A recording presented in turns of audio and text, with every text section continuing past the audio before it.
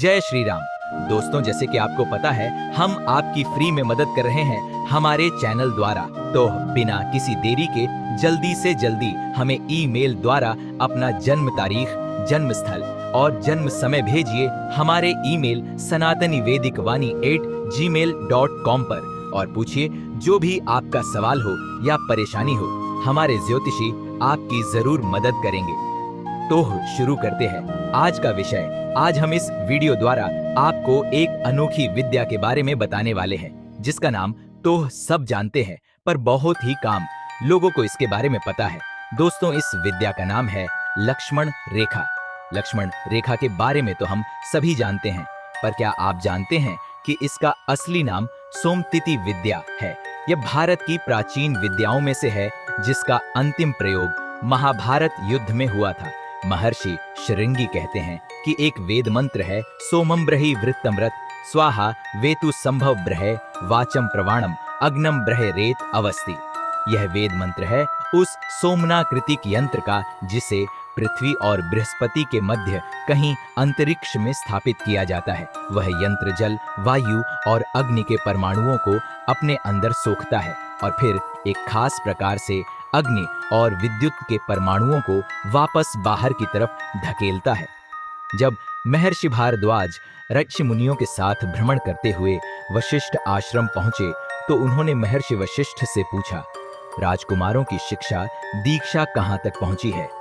महर्षि वशिष्ठ ने कहा कि यह जो ब्रह्मचारी राम है, इसने आग्नेयास्त्र, वरुणास्त्र, ब्रह्मास्त्र का संधान करना सीख लिया है और यह धनुर्वेद में पारंगत हुआ है। वहीं वो लक्ष्मण जी के लिए कहते हैं कि महर्षि विश्वामित्र के द्वारा ब्रह्मचारी लक्ष्मण एक दुर्लभ सोमतिथि विद्या सीख रहा है। उस समय पृथ्वी पर 4 गुरुकुलों में वह विद्या सिखाई जाती थी। महर्षि विश्वामित्र के गुरुकुल में, महर्षि वशिष्ठ के गुरुकुल में, महर्षि भारद्वाज के यहाँ और उदालक गोत्र के आचार्य शिकाम केतु के गुरुकुल में।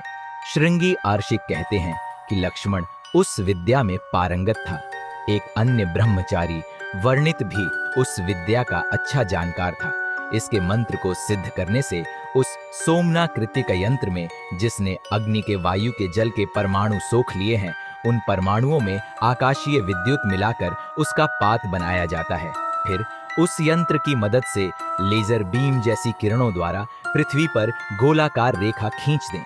उसके अंदर जो भी रहेगा वह सुरक्षित रहेगा, लेकिन बाहर से अंदर अगर कोई जबरदस्ती प्रवेश करना चाहे तो उसे अग्नि और विद्युत का ऐसा झटका लगेगा कि वहीं राख बनकर उड़ जाएगा।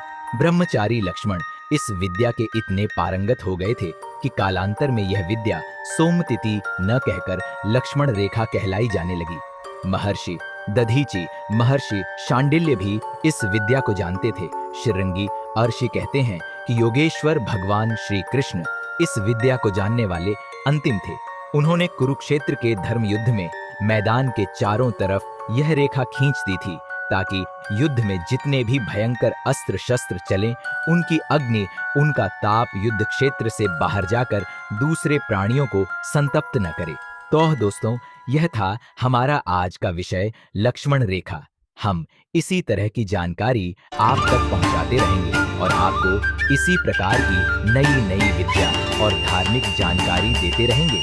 आप हमारे चैनल सनातनी वैदिक वाणी को सब्सक्राइब कर लें।